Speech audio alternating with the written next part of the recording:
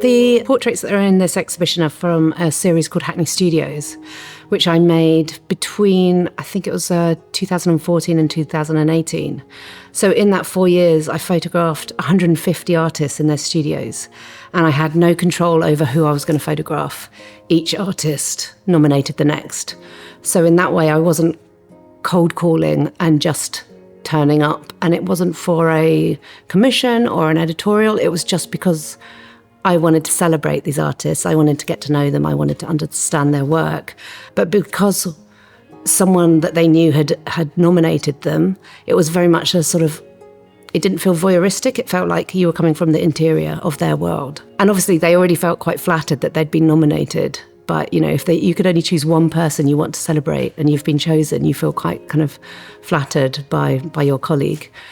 So yeah, it was a very kind of intimate series that took me to some wonderful studios. The reason I decided to do this project was I was really trying to find my place, my creative tribe. So by surrounding myself again and again and again by unknown artists in every genre, you know, designers, performance artists, painters, sculptors, filmmakers, animators, everything. But by surrounding myself with those people and those conversations, I was just really excited to find my place in that world. Where did I fit? How does it work? So although they're portraits of other people, I'm very much aware that maybe my motivation was to sort of find myself within this tribe of people. So I was really excited to photograph artists because that's where I felt a little bit lost. So yeah, it felt really different. And, you know, obviously I decided that's the project I wanted to do. These were the people I wanted to photograph. It is actually amazing. I think it was a time where after motherhood, I felt maybe a little bit lost. I'd made work about motherhood, but I'd been overwhelmed with that work. And this was I really needed to sort of find my way back to my creative self. And by immersing myself in this project and all these conversations and all this work and all this inspiration, I absolutely found my home. Colleagues, friends, people to admire.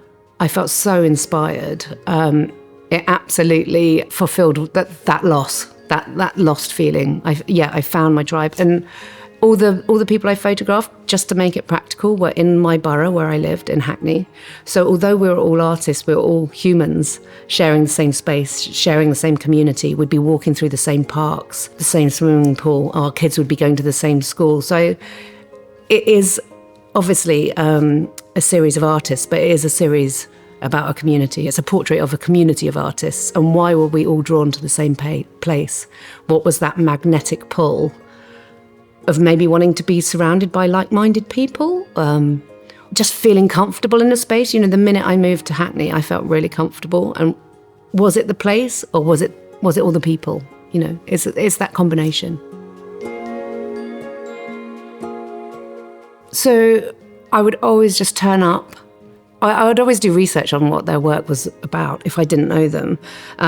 But I didn't want to go in and manipulate their space in any way. I wanted to capture them in their space as they worked. And that's what you see in the pictures. You're looking at the portrait and you're understanding that person. By looking around the room, you're seeing clues to their practice, what materials they use, how their brain works. And often, you know, the beauty of an artist's studio is that you can unpick the puzzle of what's going on in their head and how the work might actually look. So even if there was no work on display, just the tools, the colours, the materials behind them, you can start to imagine the work and what influences them. So I didn't want anything to be moved. You know, if they chose to tidy up, that was how they wished to be represented. And I think that's another thing that's kind of important in my work. I often do environmental portraits. And I don't want to go in and set design how someone wants to be seen. I'm not arriving with a stylist or a makeup artist or actually anyone else. I always go alone. So that person has chosen how they want to be represented. And I think that's really important so that, you know, they're really presenting themselves. It's funny, you do these projects and it feels really small and it just feels like what you need at the time. And you just get on with it without a kind of strategic purpose for what is this going to be in the future. I just really felt like I needed to meet these people. I needed to photograph them. Once I'd photographed so many, I needed to create a home for them in that book, so that they could sit together in celebration.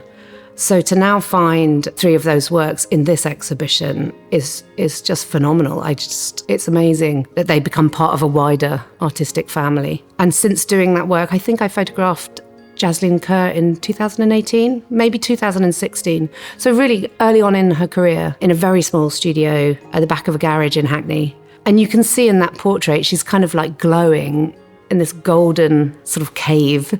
And it was tiny, but you can see behind her all those materials that you can actually find. There's a kind of a history of where the materials came from in her latest Turner show. And it's all there in the seeds of that early studio. So it's kind of amazing to sort of to watch people evolve, their careers expand, and then to find them in this exhibition. I think it's a real legacy for them. It's a real home. And luckily, these 3 pictures are actually now part of your collection. So they get to live here forever, which is just wonderful.